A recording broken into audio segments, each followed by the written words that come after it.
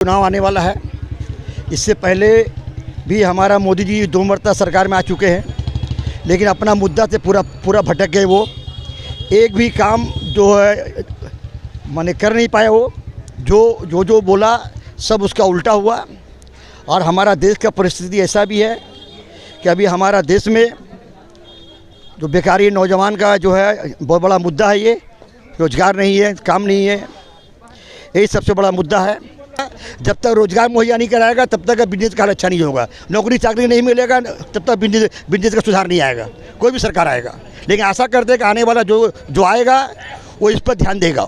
इससे देखिए है कि इन लोग अच्छा पे लड़े और बढ़िया पे माने फेस करे, पार्लियामेंट में जाए, आवाज़ उठाए जनता के लिए, बेरोजगारी के लिए, महंगाई के लिए, तभी जनता फेवर में आएगी। यहाँ पर सवाल आ रहा कि गठबंधन में तो बहुत ही से पार्टियाँ हैं, लेकिन यहाँ पर देखा जा रहा है कि बीजेपी को टक्कर देने के लिए कांग्रेस छोड़कर और भारतवर्ष में कोई भी नहीं है। जो कांग्रेस आने से ही बीजेपी का खात्मा होगा। और जितना इन लोग अगर सोचेगा कि हम बनेंगे तो बीजेपी को नहीं हरा पाएगा कोई। यहाँ पर ये मुद्दा है। यहाँ पर ये दादा आपका बहुत शुक्रिया, आपने अपना टाइम दिया। दादा सबसे पहले अपना नाम बताइए। हमारा नाम मोहम्मद राशिद है। राशिद जी आप क्या करते हैं? हम बिजनेस करते हैं। अच्छा राशिद जी आप ये बताइए कि अभी लोकसभा इलेक्शन 2024 में अगले साल होने वाला है, तो आपको क्या लगता है कौन जीत के आ सकता है प्रधानमंत्री के तौर पर? देखिए 2024 का जो चुनाव आने वाला है, इससे पहले भी हमारा मोदी जी 2 मरतबा सरकार में आ चुके हैं, लेकिन अपना मुद्दा से पूरा भटक गए। वो एक भी काम जो है माने कर नहीं पाए। वो जो बोला सब उसका उल्टा हुआ।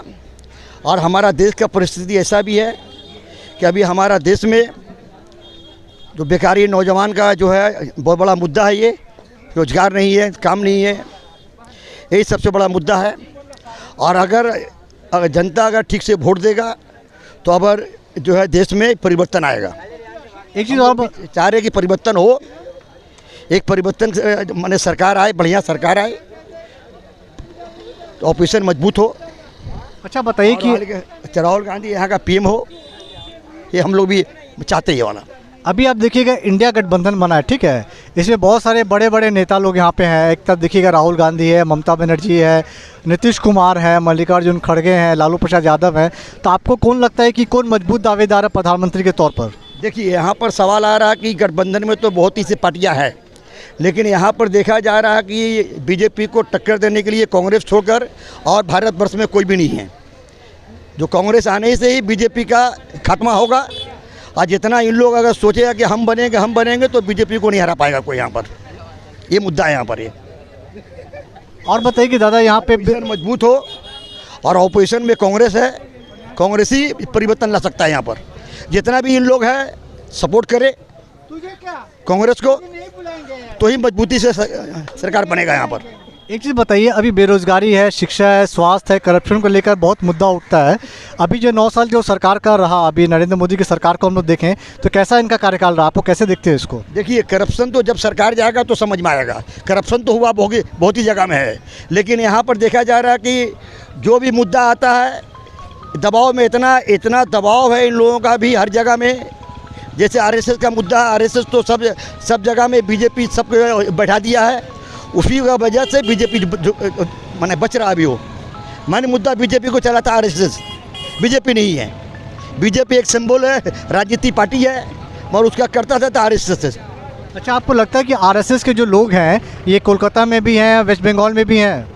है, यहाँ पर भी है। पहले जब यहाँ पर जब वामपंथी का सरकार था तो आरएसएस का दबदबा नहीं था। यहाँ पर जाने का बाद तो आरएसएस का दबदबा बहुत ज़्यादा हो गया है। जो मौजूदा सरकार यहाँ पर है वो भी आरएसएस का साथ में अंडरस्टैंडिंग करके चलता है। और इसे बताइए, जो भी करप्शन को लेकर बहुत आप देखिएगा ईडी का रेड होता है, अपोजिशन पार्टी के ऊपर देखिएगा ज़्यादा रेड होता है, और बीजेपी की जो पार्टी है उनके यहाँ बहुत कम रेड होता है। तो ईडी के रेड को आप कैसे देखते हैं? देखिए अभी तो हर जितना है ईडी सीबीआई सब तो माने सेंटर के हाथ में है। इन लोग जिसको चाहता है दबाव देता है, उसको रेड करता है इन लोग। अब बीजेपी अभी सोच लिया कि हम वॉशिंग मशीन एक तो है, हमारा पार्टी में जो आएगा वो सफा हो गया, कपड़ा की तरह साफ सुथरा हो गया। वो वही देख रहा वो। तो आप देखिएगा ईडी का जो करप्शन पर जो रेड होता है, तो आपको इस बात में तो आप राज़ी हैं कि अगर कहीं भी मान लीजिए गलत हो रहा है या कोई करप्शन कर रहा है तो वहाँ तो रेड होना चाहिए ना दादा? देखिए यहाँ पर देखा जा रहा है जो करप्शन हमारा बंगाल में है वो कोर्ट माने कोर्ट का ऑर्डर से ही उस पर ये हो रहा है। जी हाँ। लेकिन कोर्ट का ऑर्डर कितना सीबीआई या ईडी वाला माने इतना बचा के चल रहा है इस सरकार को अभी कि अंडरस्टैंडिंग करके चल रहा है, बोल के बच रहा है अभी वो। अच्छा, अभी आप देखिएगा जो इलेक्शन 2024 में होने वाला है, तो आपको लगता है कि बहुत से बड़े बड़े नेता के घर में ईडी का फिर से रेड होगा, चाहे राहुल गांधी हो, चाहे केजरीवाल को देखें, या आपको यहाँ पे ममता बनर्जी को देखें, या लालू प्रसाद को देखें? देखिए कि राहुल गांधी को उन लोग अंदर नहीं करेगा, वो जानता कि राहुल गांधी को अंदर करेंगे तो हम लोग सब फंस जाएंगे, ये पता है इन लोगों बीजेपी वाला को। उसको छोड़कर सभी के यहाँ रेट पड़ेगा। तो आपको लगता है कि राहुल गांधी के यहाँ अभी जो रेट पड़ेगा लेकिन वो अरेस्ट नहीं हो पाएंगे? नहीं, उनको अरेस्ट नहीं करेगा। राजनीति मालूम है बीजेपी को कि यहाँ पर अगर राहुल को अंदर करेंगे, सोनिया को अंदर करेंगे तो जनता खपा हो जाएगा हमसे, ये पता उसको बढ़िया से है। अच्छा, एक चीज़ बताइए, अभी जो गठबंधन में जो बड़े बड़े नेता हैं, तो आपको लगता है कि 2024 तक एकजुट रह पाएंगे नरेंद्र मोदी को हराने के लिए? एकजुट रहेगा तो फ़ायदा होगा, देश को फ़ायदा होगा, उससे होगा, हमारा देश बचेगा। लेकिन अभी जो सिचुएशन में बीजेपी ले गया है पूरा हिंदुस्तान को एक तबाही का रास्ता पर ले गया है और बर्बादी का रास्ता पर चल रहा पूरा देश। देखिएगा हर जगह में मॉल लॉन्चिंग हो रहा है, जात पात करना पर मारा जा रहा है इंसान को, लेकिन बीजेपी का पास में कोई मुद्दा नहीं है इसका लिए चुपचाप जो प्रधानमंत्री मौन बन के बैठा रहता पार्लियामेंट में। इसके सामने मणिपुर है, मणिपुर में हमारा दंगा हुआ, खुलेआम दंगा हुआ, खुलेआम महिला को लंगा नचाया गया, रेप हुआ, धर्षण हुआ, लेकिन उसका लिए बीजेपी का प्रधानमंत्री मैंने देश का प्रधानमंत्री का पास में इतना टाइम नहीं था पार्लियामेंट में बहस करने के लिए। इसराइल का और हमास का जंग जो हुआ इसमें मुंह खोलने का मौका मिल गया उनको। तो आपको लगता है कि भेदभाव हो रहा है इसको लेके? बहुत ज़्यादा भेदभाव हो रहा है कि मणिपुर में नहीं बोलते हैं आप, फ़लस्तीन का और गाज़ा में जो झमेला होता है वहाँ पे उन्होंने कहा, बहुत जल्दी कहा इसके लिए। अच्छा, एक चीज़ बताइए कि ये जो कॉमोडल टेंशन है पहले ज़्यादा था कि अभी 9 साल में ये बढ़ गया? ये बढ़ गया, अभी बढ़ गया, पहले नहीं था इतना, भी ज़्यादा हो गया। जो भी हो रहा है सरकार की मदद से हो रहा है, ये सरकार इसके पीछे है। एक चीज़ और बताइए कि अभी जो पहले जो आप लोग की जो आमदनी थी, पहले जितना आप कमाते थे, अभी आपकी आमदनी पहले से बढ़ी है या पहले से घटी है? बिजनेस का हाल बहुत ख़राब है, मार्केट को देख रहे सिचुएशन क्या है, बहुत सारे दुकानदार परेशान हाल में है, एकदम बिजनेस ड्रॉप हो गया, बैठ गया पूरा बिजनेस सभी का यहाँ पर। तो इसका जिम्मेदार आप किसको मानते हैं दादा? सरकार को। अच्छा, सरकार को मानते हैं, तो आपको लगता है कि बीजेपी सरकार चली जाएगी तो आपका बिजनेस का जो माहौल है पहले से अच्छा हो जाएगा? देखिए, कोई भी सरकार आएगा जब तक रोजगार मुहैया नहीं कराएगा तब तक बिजनेस का हाल अच्छा नहीं होगा, नौकरी चाकरी नहीं मिलेगा तब तक बिजनेस का सुधार नहीं आएगा, कोई भी सरकार आएगा। लेकिन आशा करते हैं कि आने वाला जो आएगा वो इस पर ध्यान देगा। और एक चीज़ बताइए, जो पिछला 9 साल जो कामकाज रहा अपोजिशन का, तो अपोजिशन ने अपने तरफ से कामकाज अच्छा किया या जिस तरीके से उनको आवाज़ उठाना चाहिए था जनता के बीच में, उन्होंने अपना काम अच्छा से किया है? नहीं, अपोजिशन का थोड़ा कमजोरी है और थोड़ा ज़्यादा अटैक करना चाहिए सरकार के ऊपर में, ये नहीं कर पा रहा है इन लोग। तो ये लोग नहीं कर पा रहा, तो आपको लगता है कि कहीं ना कहीं ये लोग खुद करप्शन में लिप्त है? नहीं, लिप्त नहीं है, करप्शन में तो सरकार का ज़्यादा आदमी लिप्त भी है, लेकिन उसको बचाया गया है। जब सरकार जाएगा तो उन्हें समझ में आएगा करप्शन में कौन नहीं है, जो सरकार में आता है वो तो अटैक करेगा विरोधी के ऊपर में। अभी आप देखिएगा गैस के दाम को लेकर, गैस के दाम अभी 200 रुपया कम हो गए हैं, तो इसको लेकर आप कैसे देखते हैं? वो तो राजनीति मुद्दा एक है, आने वाला सरकार सोच रहा है कि इसी को जो कम करके फिर जनता का वोट बटोर ले, हम फिर बढ़ा देंगे दाम। तो आपको लगता है कि ये 200 रुपये जो कम हुआ है इससे बाद में जनता उनको वोट दे देगी? अगर जनता वोट देती है तो भूल करती है, वो 200 जगह 400 बढ़ेगा आने के बाद। पेट्रोल के दाम अभी बहुत दिनों से नहीं बढ़ रहे हैं, आपको लगता है कि पेट्रोल के दाम अभी सरकार सोच रही होगी इसको कैसे भी करके 2024 में कुछ कम कर दिया जाए? हो सकता है, ये राजनीति होगा। हाँ, और इसे बताइए भी, जो प्रधानमंत्री नरेंद्र मोदी जी अभी जो पहले से भारत की जो तस्वीर थी पहले से और मजबूत हुई है या पहले से कमज़ोर हुई है? देखिए, ये तो आप लोग का मीडिया का देन है, मजबूत करने में आप लोग का देन है। पूरा मीडिया बिका हुआ है, पूरा मीडिया बिका हुआ है, सब जान रहा है, पूरा जनता जान रहा है, ये पूरा मीडिया बिका हुआ है। ये बेकार लोग लियाकत को ले लिए, चाहे जिसको भी ले लिए, सब बिका हुआ इन लोग है। पैसा से खरीदारी हो रहा है मीडिया भी। पहले मीडिया स्वतंत्र था, अभी नहीं है, अभी मीडिया बिक गया है। इसलिए देश के लिए सबसे बड़ा खतरा ये है कि हमारा देश का मीडिया बिक रहा है अभी। एक चीज़ और बताइए कि पहले जो आप लोग बाज़ार करने जाते थे तो पहले आपका इनकम भी कम था, तो पहले जो इनकम कम था उस वक्त जब बाज़ार करने जाते तो आपका कितना रुपया में आप लोग का हफ्ता या दिन का बाज़ार हो जाता था?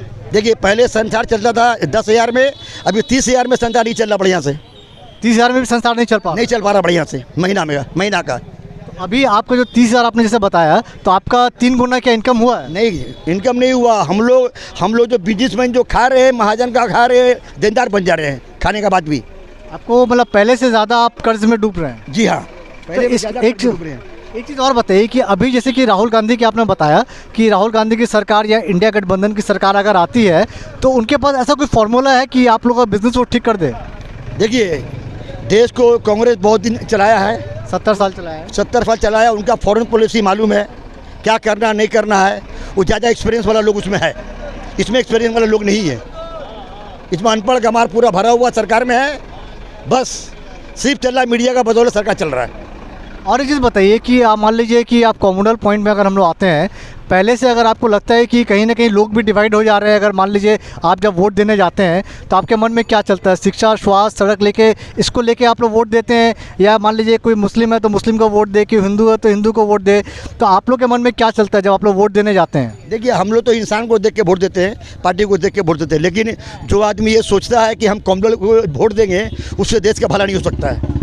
कहीं ना कहीं वो लोग भी जिम्मेदार हैं कि जो अगर नाम पे वो वोट दे रहा है, काम पे वोट नहीं दे रहा, तो वो लोग भी कहीं ना कहीं जिम्मेदार हैं इस चीज़ के। जी हाँ, हम लोग भी जिम्मेदार इसका है, एक हिस्सा जिम्मेदार हैं। और एक चीज़ बताइए कि अभी जान लीजिए महंगाई है, ठीक है, महंगाई को चीज़ों का दाम देखिए पहले से बहुत दाम बढ़ गया है, तो आपको लगता है कि आने वाले दिनों में ये कोई भी चीज़ महंगाई के दाम और कम हो सकता है, या गैस के दाम पहले से कम हो सकता है? देखिए, गैस का दाम तो कमेगा कमेगा कि नहीं कमेगा मालूम नहीं है, लेकिन हाँ, तो रोज़गार बढ़ेगा। रोज़गार बढ़ने से आदमी का पास पॉकेट में पैसा आएगा तो 200 की जगह 300 भी ले सकता हो, लेकिन पैसा आना चाहिए। तो अभी आपको लग रहा है कि जो बीजेपी की सरकार है, उस आम जो जनता है उसका पैसा पहले से इनकम कम हो गया है, तो आपको लगता है कि इंडिया सरकार जो गठबंधन बनेगी, लोगों का जो आमदनी है पहले से और बढ़ जाएगा? जी हाँ, उम्मीद करते हैं कि सरकार अगर बढ़िया पे चलेगा, लोगों का आना जाना अच्छा होगा, लोग अगर बिजनेस करेंगे अच्छा से। तो अभी तो डर का माहौल है, आप जहाँ जाइएगा वो मार देगा। नहीं, मेरा बच्चा नहीं मर जाए, वहाँ पर पढ़ने जा रहा है, कॉलेज में मार दे रहा है। ट्रेन के बारे में बोल रहे हैं, जो ट्रेन में हादसा हुआ था, ट्रेन में देखे नहीं, वहाँ पर जो है कोई आदमी को नाम चुन के मारा गया। जी हाँ, एक प्रशासन का आदमी को मार रहा है। ये कहाँ पुलिस ऑफिसर है वो। पुलिस ऑफिसर को मार दिया, पुलिस ऑफिसर को मार दिया एक तो। ये देश का माहौल है भी है। और आखिरी सवाल आपसे ज़्यादा एक चीज़ बताइए कि अभी आप देखिएगा ममता बनर्जी एक बहुत बड़ा नाम है, फिर आप देखिएगा मल्लिकार्जुन खड़गे भी बहुत बड़ा नाम है, एक तरफ देखिएगा राहुल गांधी भी बहुत बड़ा नाम है, नीतीश कुमार भी बहुत बड़ा नाम है, तो आपको लगता है कि नीतीश कुमार या ममता बनर्जी वो चेहरा हो सकती हैं? नहीं, हम ये नहीं जानते हैं, लेकिन हाँ एक चीज़ ये है कि देश को अगर परिवर्तन लाना है तो कांग्रेस को हाथ मजबूत करना पड़ेगा, और कांग्रेसी का लोग जो है प्रधानमंत्री बनेंगे। तो कांग्रेस आपको लगता है कि कितनी सीटें ला सकती है दादा? उम्मीद तो हम लोग करते हैं कि 200 आना चाहिए उनको, कम से कम 200 सीट आना चाहिए कांग्रेस को। कम से कम 200 सीट वो ले आ पाएगी। और अगर मान लीजिए राहुल गांधी अभी भारत जोड़ो यात्रा उन्होंने निकाला था 2-3 महीना पहले, ख़त्म हो गया है, तो आप भारत जोड़ो यात्रा को कैसे देखते हैं? आपके राहुल गांधी की पहले से जो छवि थी और पहले से मजबूत हुई है? जी हाँ, मजबूत हुई है। बहुत ज़्यादा रिस्पॉन्स मिला उनको, बहुत ज़्यादा पब्लिक सपोर्ट किया है, इसके लिए उनको फ़ायदा पहुँचेगा। और मान लीजिए अपोजिशन पार्टी अभी इंडिया की अपोजिशन पार्टी है, तो इन लोगों को और क्या करना चाहिए जिससे उनको लगता है कि प्रधानमंत्री नरेंद्र मोदी को घेरा जाए? अभी सबसे पहला काम क्या मुद्दा उठाना चाहिए इन लोगों को? देखिए, मुद्दा तो बहुत कुछ है, लेकिन मुद्दा उठाए मजबूत तो भी जड़ा होगा इसका, नहीं तो नहीं हो पाएगा। लेकिन अभी ममता बनर्जी है, नीतीश कुमार है, इन लोग भी बड़ा लीडर है, बड़ा चेहरा है, लेकिन राहुल गांधी के सपोर्ट करने से ही इन लोग आगे बढ़ेगा। कहीं ना कहीं एक चीज़ और बात बताई गई है, बहुत सारे लोगों ने कहा है कि कहीं ना कहीं ममता बनर्जी को और कांग्रेस कहीं ना कहीं सपोर्ट कर रही है, अगर कहीं ना कहीं वैसी सीट अगर मिलती है तो हो सकता है प्रधानमंत्री के तौर पर ममता बनर्जी हो सकती हैं। आपको इस दावे में आपको दम लगता है? नहीं, इस दावा में दम नहीं है। कांग्रेस ही आएगा तो ही देश चलेगा, नहीं तो टूट जाएगा, ज़्यादा दिन का सरकार नहीं बनेगी। आखिरी सवाल आपसे कि अभी आप देखिएगा बेरोज़गारी को लेकर, ठीक है, पहले की जो बेरोज़गारी है, बहुत सारे जो लोग हैं, जो आम जनता है, वो नौकरी पहले से बहुत कम हो गई, सरकारी नौकरी पर लोग ज़्यादा डिपेंडेंट है, तो इसको आप कैसे देखते हैं? सरकारी नौकरी तो है ही नहीं है, जो मैंने सब प्राइवेटेशन को दे दिया है। हमारा देश में अंबानी अडानी ये देश चला रहा है, अभी इसी का थ्रू में नौजवान लड़का लोग अभी काम करेगा और इन्हीं लोग सबको खटाएगा, फिर वो देश का गुलामी फिर सामने आ जाएगा, इन लोग का हम लोग गुलाम बन जाएंगे। फिर आखिरी सवाल कि आप लोग को जब ये लास्ट जो मुद्दा है, आप लोग कुछ सजेशन अगर देना चाहते हैं, प्रधानमंत्री कुछ बोलना चाहते हैं या अपोजिशन को कुछ बोलना चाहते हैं, तो क्या बोलिएगा? क्या बोले? अपोजिशन को मान लीजिए कुछ अगर मैसेज देना चाहते हैं, या राहुल गांधी को कोई मैसेज देना चाहते हैं, या प्रधानमंत्री को मैसेज देना चाहते हैं, तो आप क्या मैसेज दीजिएगा? हमारा मैसेज एक ही है कि इन लोग अच्छा पे लड़े और बढ़िया पे माने फेस करे, पार्लियामेंट में जाए, आवाज़ उठाए जनता के लिए, बेरोजगारी के लिए, महंगाई के लिए, तभी जनता फेवर में आएगी। तो ये थी हमारी एक छोटी सी रिपोर्ट जुड़ी हुई लोकसभा इलेक्शन 2024 से। आने वाले दिनों में और भी लोगों से हम लोग बात करेंगे और ये जानने की कोशिश करेंगे उनके लिए सबसे बड़ा मुद्दा क्या था। दादा आपने हमने ज्वाइन किया, बहुत बहुत शुक्रिया आपका, थैंक यू।